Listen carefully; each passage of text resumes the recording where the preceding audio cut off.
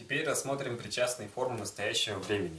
Вот следующие причастия утратили свои признаки глагола, и настоящее время перешли в разряд прилагательных. Это следующие причастия, имеющие первый аффикс.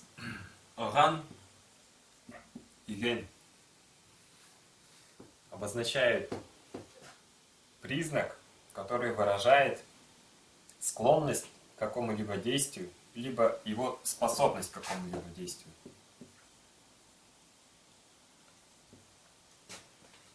Склонность, способность к какому-либо действию.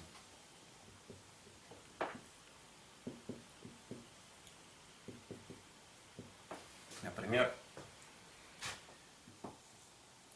от глагола «юнер» основа «юн» присоединяется аффикс «юген». Оган, иген, юген, уган. Вы все уже освоили вот эту закономерность. В зависимости от гласных основы присоединяется соответствующий аффикс, соответствующий гласный. Будет юнюген.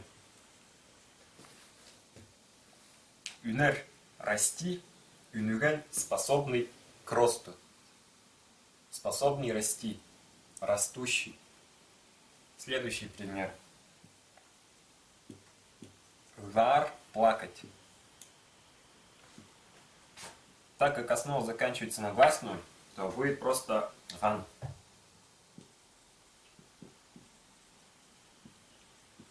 Глаган.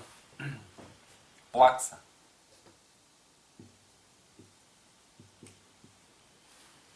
То есть склонный плакать. Гар от лаган. Вот. Второй аффикс. Аче. Аче. Идти. Обозначает действие, которое свойственно данному конкретному лицу. Например, пишите. Пишущий. Постоянно пишущий. Писание свойственно данному лицу. Занимающийся писанием. Пишущий переводится. Пишите.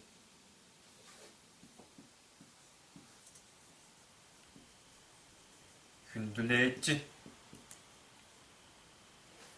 Уважающий. Свойственный уважать. Хюндулейти.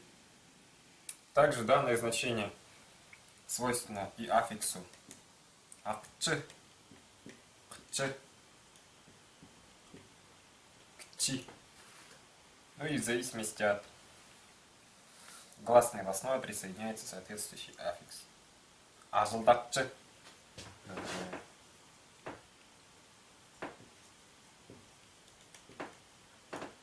Работающий.